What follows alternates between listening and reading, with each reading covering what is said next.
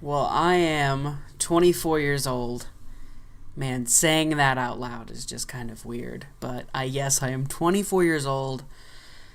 And start by telling us how old you are and how you feel about where you are at this point in your 20s. How do I feel about where I am right now as a 24-year-old? Surprised. That's the very first word that pops in my head is I am so surprised.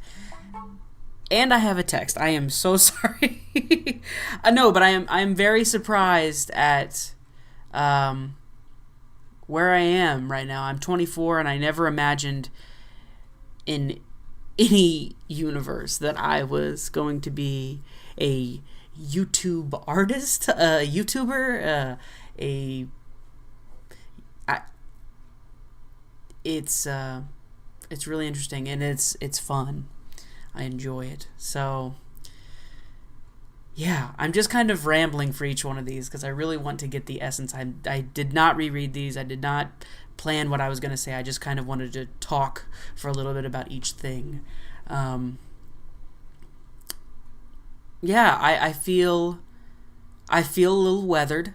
Yeah, let's just break it down. I feel a little weathered. I feel kind of like 24 is officially the older part of the 20s for me. I feel like I'm getting up there, and it's kind of scary. I look in the mirror and I don't see an adult, but I'm like, does the rest of the world see an adult right now? Am I an adult? Oh God, no. Yeah, I will say, in my mind as a kid, I thought the 20s were definitely not what's happening right now. That's yes. But yeah, I feel good about where I am right now. I think, again, it's surprising and it's fun, it's chaotic, and I like it that way.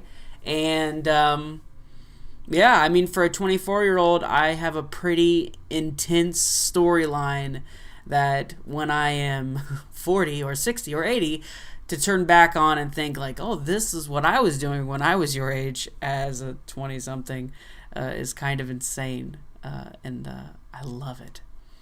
So yeah, those are my first ramble thought feelings about where I am at this point in my 20s. The second puberty, that's pretty great. That's I was just kind of talking a little bit about that. Yeah, you all of a sudden adulthood it is kind of starting. Like I'm saying, I turned 24 and all of a sudden I was like, oh shit, I'm an adult. I am there, and it really is like a new puberty. It's like you're a big baby all of a sudden again, in terms of a whole new crazy world of bills and living alone and owning animals, and dating is totally different. All of a sudden it's not just like your girlfriend that you walk past sixth period every day and blow a kiss to. It's like, oh shit, I'm getting old. I gotta find like a girl or a boy or what have you. I want to sit down with somebody, and it's strange. It's strange. That was a ramble. That was a good one. Yeah. I think the securityness kind of stops. It all comes to a halt, I think, when you move out. And I moved out originally when I moved out from my I actually moved out and then moved back in and then moved out. But my last move out was a real kind of like push in the tush, where I was just like, yeah, because it was the first time I'm living roommateless. It's just me, and that is strange. That was a weird moment. And then I turned 24 here, and then I was like, oh no, and yeah, and it kind of all just trickled down right in front of me in big neon words that says, "You're a grown up," and I instinctively yelled back, "Fuck you!" So yeah, so it was kind of like a square one all of a sudden, having to be like, there's this sense of like all the things your parents or your family or whoever you lived with took care of, and then all of a sudden these like mundane things you took for granted are all of a sudden so important. I can't even tell you, like tissue paper, silverware, plates, soap, things that just always seem to appear are now, as a 24-year-old, they're the most important things to me. I mean, if I go to the grocery store, there are times where I'm like, I don't need those junk food snacks because I desperately need more dish soap, or I'm just not gonna have anything to eat anything on. So it's or I desperately need tissue paper, or or like for me, I have a cat now, and all of a sudden I'm like, whoa, you're another mouth. This living thing is mine, and all of a sudden I gotta take care of this. Don't get me wrong, I love the shit out of that cat. That cat is great. But it's just all of a sudden, boom, yeah. I'm earning money because I want to be able to take care. Yeah. Let me reread your question because I totally just rambled, but we're enjoying ourselves. We're having a conversation. Back to square one. But yeah, I think that's a great way of saying it. It's a second puberty. We're just big babies walking around in our parents' clothes, trying to figure everything out. But I think it was a good push though. I mean, there's a lot of self-discovery that happens when you start living alone, and no one's taking care of you, and all of a sudden you're making your own dinners and doing all this, again, just mundane things that you didn't think were that important, or were on like the quote chore list, that are now just things that you do. You just do those now. So, yeah. I think it was good. There was a lot, like I said, there's a lot of self-discovery and growth that happened during there. Like things, I started to realize things that, for me personally, that I realized were just strictly to make my room look cooler at my parents' house, at my grandparents' house, compared to what I actually need. That's changed a lot. That was a big thing. All of a sudden being like, that looks really badass, but I need cups. I need cups desperately. Silverware was another thing for me I brought up, but that was a big deal because I just kept running out. And I was like, I need more silverware, nice silverware, instead of buying a poster or a new T-shirt or something. It was just like strange things. Light bulbs. Oh man, that was a bitch. There are way too many types of light bulbs out there. We can all agree. Yeah. What was the question? I'll stop there. What is it like to have all this documentation on my life? I think about this all the time. I just want to go ahead and say that. I think about it on a bigger scale because it is becoming a norm to have every little thing online somewhere. If it's not a YouTube video, it's an Instagram picture, or it's a Vine, or it's a Tumblr post. But it is very strange that we are all basically downloading our memories, something that no other generation could do. And I mean, we just started it, and I sometimes worry that it's making us not care about things as much in the moment. We're more concerned with looking back on it, or I don't know, or not caring about it that much personally, because we want it to mean more digitally, which is very strange and a whole other thing I don't want to go into, so I'm not going to.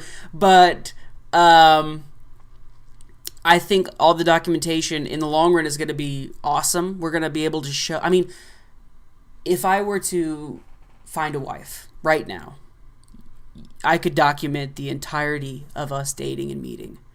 I could document the entirety of our life together. I could document the entirety of our first child's first year, second year, third year, to the point where they're old enough to go back and look at all that because they have a Facebook at that point, or what have you, whatever the thing is. And then they can see their mom and dad, just met so-and-so tonight for the first time. That post. They can see that. There's something magical to that, and bizarre and lovely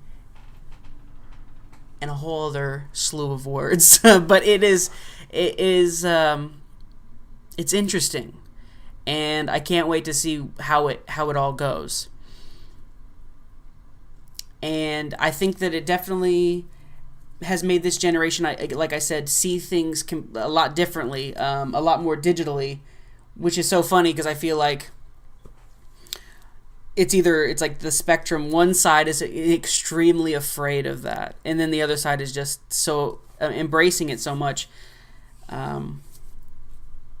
But it's also just so the norm. It's almost, you forget it's happening. I'm so used to someone pulling out an iPhone and taking a picture of the plate of food we're about to order because I'm like, yeah, they're about to Instagram their food. I get it. That is so weird if you really step back and think about, like, I'm so used to it. I'm so used to having an iPhone in my hand as it being an extension that if someone's like, I mean, if I saw someone talking to an inanimate object as much as we do ours, or spend as much time looking at as we do ours, I might be concerned for that person. Unless it was a book. I mean, if they're looking at a book, I'd be like, oh, they're reading. But I am not reading all the time. Yeah. Again, ramble number 3. All threes got a good little ramble. But yeah, I definitely think it's changed a lot. And I think for me, especially with the amount of videos that I make, I mean, I only post about 10% of the videos I make. I document unedited everything. I filmed this past year something every day on my iPhone, even if it was just a second long. And just because I like doing that. I like having that moment to remember that day. So it's definitely changed this whole vibe, and I think there are pros and cons. I love it, but I know that there's also some moments that I'm just like, oh, I hope that doesn't affect us in the long run in just an awful way. But whatever, I'll probably, if this gets posted anywhere, I'm gonna end up posting it on my Tumblr, and then years from now I'll be able to show someone this, talking about this.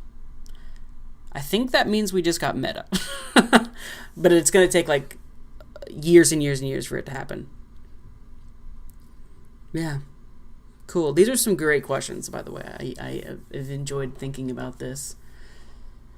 The cat just jumped behind my chair because it's her dinner time and she's just not having it.